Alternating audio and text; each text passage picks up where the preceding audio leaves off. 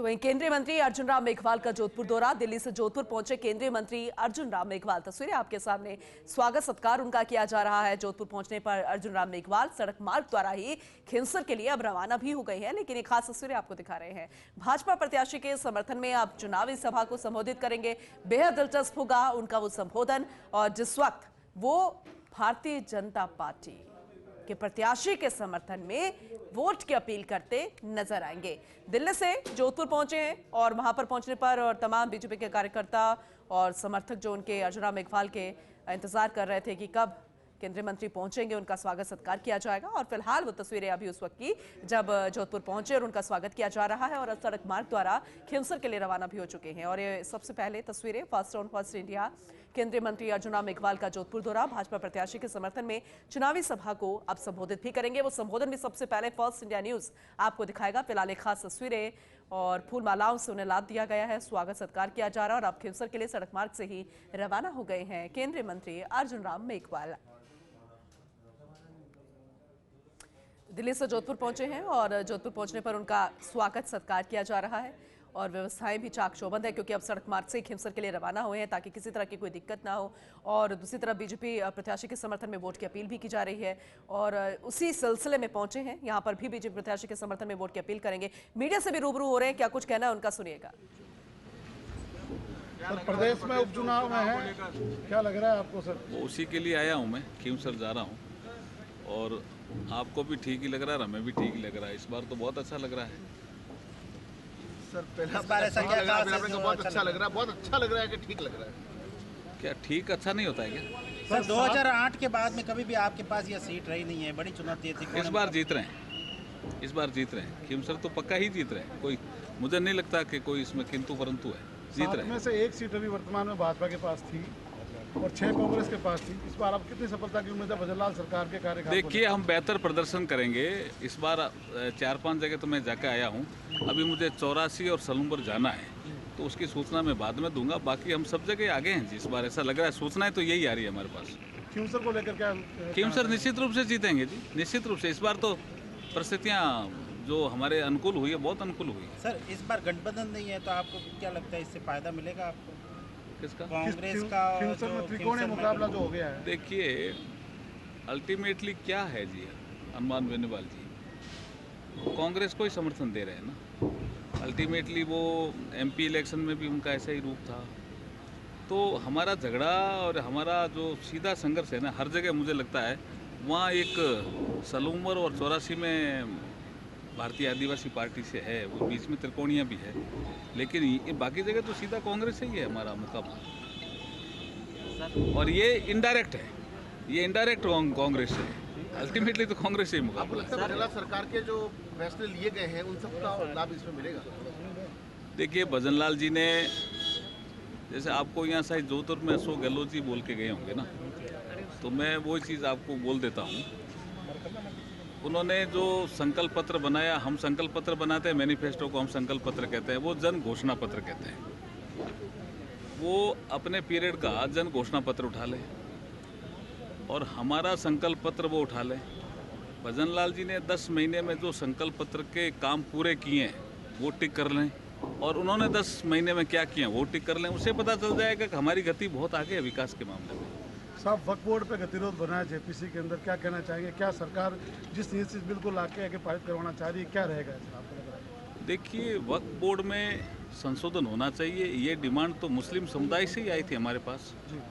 जो minority ministry है उनके पास आई थी, इवन कानून मंत्री हमारे पास भी आई थी कि साहब वक्फ की ज़मीनों पे लोगों के कब्जे हैं, कलेक्टर भी सर्वे नहीं कर सकता, और अगर किसी गांव में कोई बोर्ड लग गया कि ये संपत्ति वक्फ बोर्ड की है, तो वो पूरा गांव ही वक्फ बोर्ड का हो जाता है।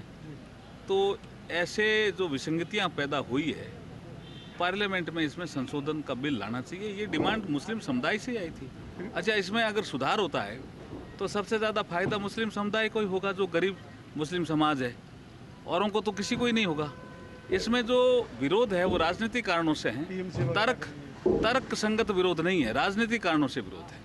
कश्मीर में जो 370 पे जो राजनीति हो रही है उमर अब्दुल्ला सरकार द्वारा, क्या कुछ उस पर? 370 पे अब क्या, जो कुछ भी राजनीति करे, वो एक तो चीज़ कह रहे हैं जो मेरे ख्याल में उनको या तो ऐतिहासिक पहलू उनके समझ में नहीं आए। वो एक चीज़ कह रहे हैं कि बाबा साहब भीमराव अंबेडकर जी ने कब विरोध किया 370 का। मैं आपके माध्यम से कहना चाहता हूँ कि संविधान जब बन रहा था तो जितने भी अनुच्छेद संविधान में आए उन सारे अनुच्छेद की पायलटिंग बाबा साहब डॉक्टर B.R. अम्बेडकर ने की, इंक्लूडिंग प्रस्तावना। कोई ऐसा अनुच्छेद नहीं है जो जिसकी पायलटिंग बाबा साहब ने नहीं की, जिसमें संशोधन पेश हुए उनकी रिप्लाई बाबा साहब ने नहीं की। 370 बाबा साहब से आपने पायलटिंग क्यों नहीं कराया? गोपाल स्वामी अयंगर से क्यों कराया आपने? यही तो सबसे बड़ा मुद्दा है। एक ऐसा आर्टिकल है जो बाबा साहब ने पायलटिंग नहीं किया और बाबा साहब का इसमें कोई इनपुट नहीं है संविधान सभा की डिबेट में।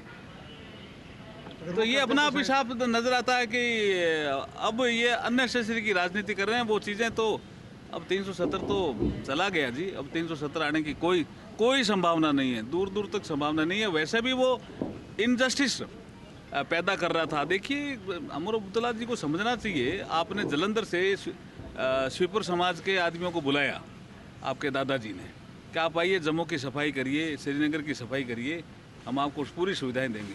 बाद में आपने क्या निर्णय कर दिया कि जो कश्मीर में नहीं जन्मा वो कोई नौकरी नहीं लग सकता, तो बोला हम कहाँ जाएं? बोला आप सफाई करो, सफाई कर्मी रहेंगे। 370 हटा तो बाबू बनने लग गए, कश्मीर एडमिनिस्ट्रेटिव सर्विस में आने लग गए। तो वो अन्यायकारी प्रावधान था 370, वो हटाना जरूरी था। देश की एकता और अखंडता के लिए खतरा था वो। धन्यवाद। सर आखिरी सवाल सर, प्लीज एक सेकंड सर।